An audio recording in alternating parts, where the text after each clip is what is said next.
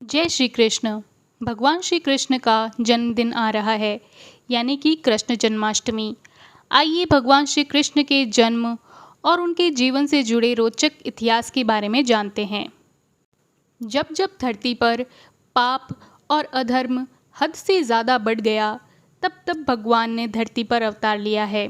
भगवान विष्णु किसी न किसी उद्देश्य की पूर्ति के लिए धरती पर अवतरित हुए। विष्णु जी का एक अवतार श्री कृष्ण थे। मथुरा की राजकुमारी देवकी और वासुदेव की 8वीं संतान के रूप में जन्मे। कान्हा का बचपन गोकुल में माता यशोदा की गोद में बीता। राजा कंस से बचाने के लिए वसुदेव ने कान्हा के जन्म के बाद ही उन्हें अपने चचेरे भाई नंद बाबा और यशोदा को दे दिया था। श्री कृष्ण ने अपने जन्म से लेकर जीवन के हर पड़ाव पर चमत्कार दिखाए।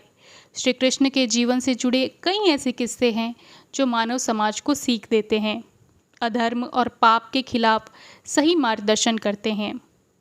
उनके जन्म दिवस को उत्सव की तरह हर साल जो है वो भक्त मनाते हैं।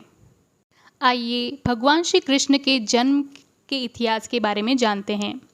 भाद्रपद कृष्ण अष्टमी को जो है वो श्री कृष्ण की जन्माष्टमी कहा जाता है, क्योंकि इस दिन भगवान श्री कृष्ण का जन्म हुआ था। द्वापर युग में भोजवंशी राजा उग्रसेन मथुरा में राज्य करता था। उसके पुत्र कंस ने उसे गद्दी से उतार दिया और स्वयं मथुरा का राजा बन बैठा। कंस की एक बहन देवकी थी, जिसका विवाह जो है वो वसुदेव नामक यदुवंशी सरदार से हुआ था। एक समय कंस अपनी बहन देवकी को उसके ससुराल पहुंचाने जा रहा था। अचानक रास्ते में अब आकाशवाणी हुई कि हे कंस, जिस देवकी को तू बड़े प्रेम से ले जा रहा है, उसी में तेरा काल बसता है।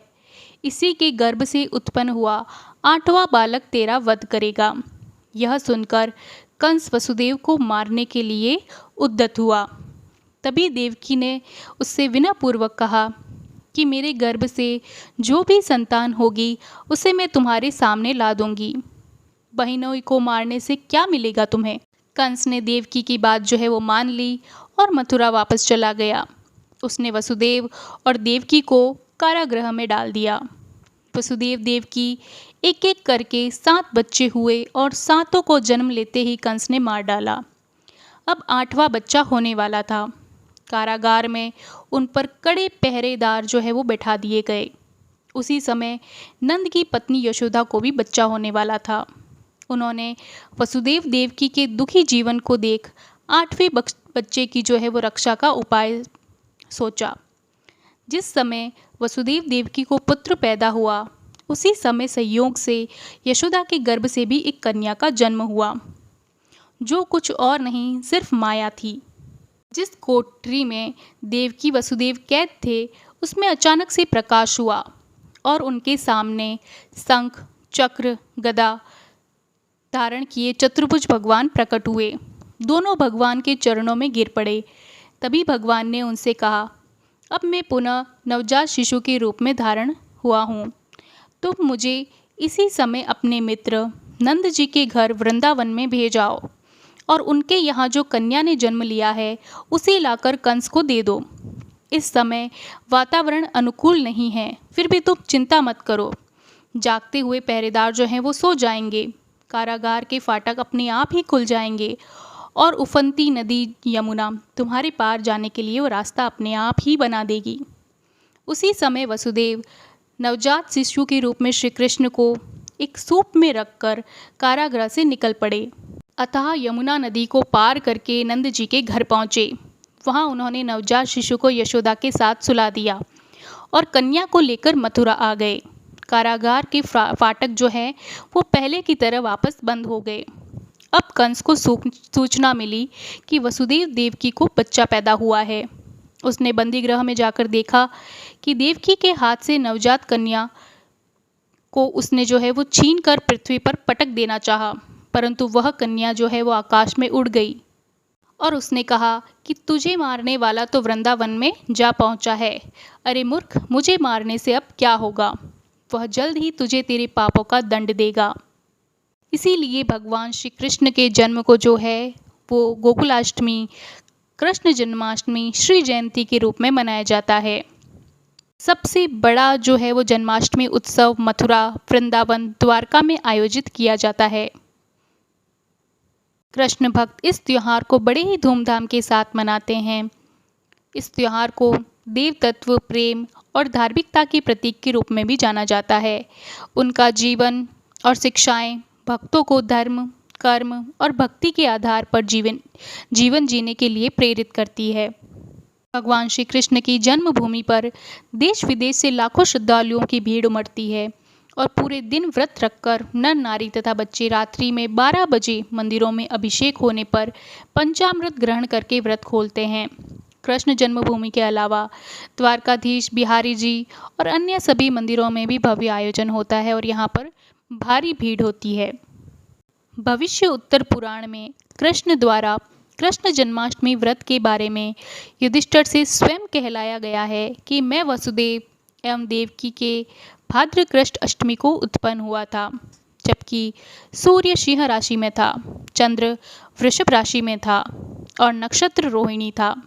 जब श्रावण के कृष्ण पक्ष की अष्टमी को रोहिणी नक्षत्र होता है तो वह तिथि जयंती कहलाती है और उस दिन उपवास करने से सभी पाप जो बचपन, युवावस्था और वृद्धावस्था एवं बहुत से पूर्व जन्मों में हुए रहते हैं वह कट जाते हैं।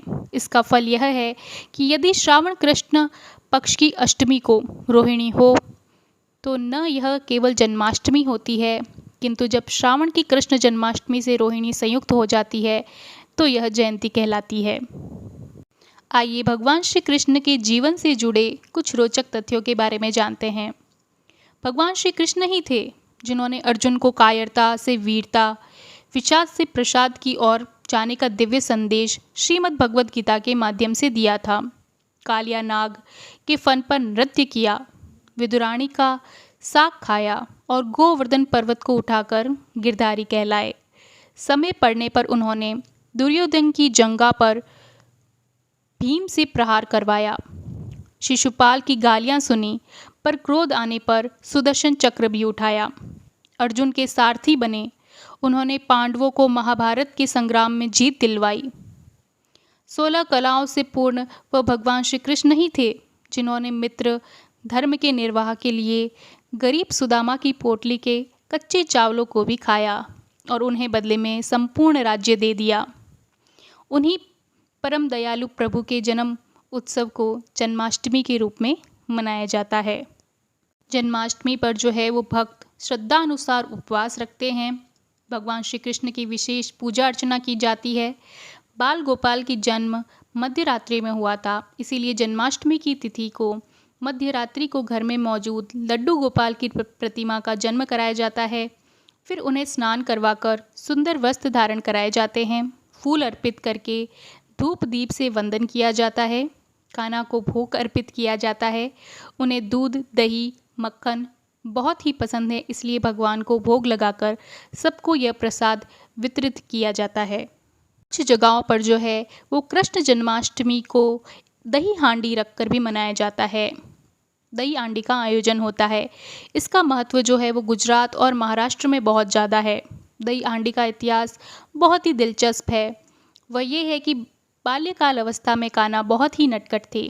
वह पूरे गांव में अपनी शरारतों के लिए बहुत प्रसिद्ध थे। कन्हैया को माखन, दही और दूध बहुत ही प्रिय था। उन्हें माखन इतना प्रिय था कि वह अपने सखाओं के साथ मिलकर गांव के लोगों के घर का माखन चोरी करके खा जाते थे। कान्हा से माखन बचाने के लिए महिलाएं माखन की मटकी को ऊंचाई पर लटका दिया करती थी, लेकिन बाल गोपाल अपने सखाओं के साथ मिलकर एक पिरामिड बनाकर उसके जरिए ऊंचाई पर लटकी उस मटकी से माखन चोरी कर लेते थे। कृष्ण की इन्हीं शरारतों को याद करने के लिए जन्माष्टमी पे माखन की मटकी को ऊंचाई पर टांग दिया जाता है। लड़के नाचते गाते पिरामिड बनाते हुए मटकी तक पहुंचकर उसे फोड़ देते हैं और इसे ही दही हांडी कहते हैं। जो लड़का ऊपर तक जाता है उसे गोविंदा कहा जाता है। जन्माष्टमी के अवसर पर मंदिरों को बहुत ही सुंदर ढंग से सजाया जाता है। मध्य रात्रि को प्रार्थना करते हैं। भगवान श्री कृष्ण की मूर्ति बनाकर उन्हें एक पालने में रखा जाता है और उसे धीरे धीरे हिलाया जाता है। लोग सारी रात भजन करते हैं और आरती करते हैं। प्रत्येक भारतीय भागवत पुराण में लिखित श्री कृष्ण अवतार की कथा से तो आप परिचित ही हैं। श्री कृष्ण की बाल्यकाल की शरारतें, माखन दही चुराना, जन्माष्टमी व्रत, नोक-झोंक की तरह से खेले गए खेल, इंद्र के विरुद्ध उनका हठ, जिसमें कि वो जो है वो गोवर्धन पर्वत अपनी उंगली पर उठा लेते हैं ताकि गोकुलवासी जो है वो अति वर्षा से बच सकें। सर्वाधिक विषैले कालिया नाग से युद्ध करते हैं और उसके 1000 फनों पर नृत्य करते हैं। उनकी लुभा लेने वाली बांसुरी का स्वर, कंस द्वारा भेजे गए गुप्तचरों का विनाश, ये सभी प्रसंग जो है वो अत्यंत ही रोचक है।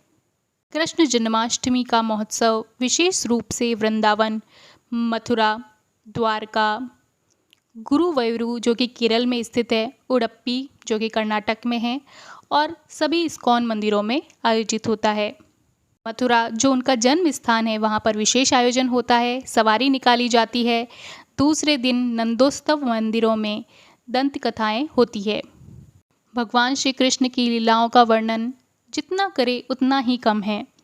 इसीलिए आप सभी को भगवान श्री कृष्ण के जन्मोत्सव की ढेर सारी बधाइयाँ। हैप्पी कृष्ण जन्माष्टमी।